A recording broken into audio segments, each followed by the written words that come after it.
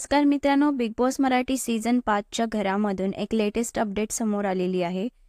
मित्रांनो, big boss Marathi season 5चा आज finale आहे आणि घरामध्ये उरलेले आहेत 6 सदस्य. आता ह्यामधील एक सदस्य हा विजेता होणार आहे.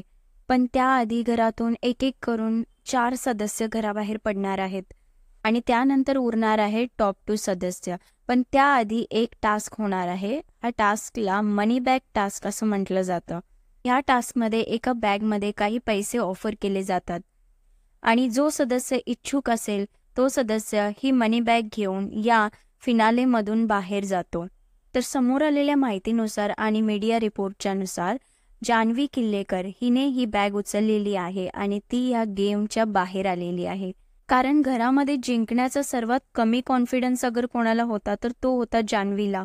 तर अंकिता, सूरज, धनंजय, अभिजित आणि निक्की यांना फिनाले जिंकण्याचा फुल कॉन्फिडन्स आहे. म्हणूनच त्यांनी ही बॅग न उचलता गेममध्ये राहण्याचा निर्णय घेतलेला आहे आणि म्हणूनच जान्हवी किल्लेकर हिने मनी बॅग घेऊन गेममधून बाहेर आलेली आहे. अशी माहिती आता तरी समोर आलेली आहे आणि आता घरात उरले आहेत 5 सदस्य. आता या सदस्यांमध्ये कोणत्या रँकिंगला कोणता सदस्य जातो आणि या बिग बॉस सीझनचा कोण विजेता होतो हे पाहणं खूप इंटरेस्टिंग असेल.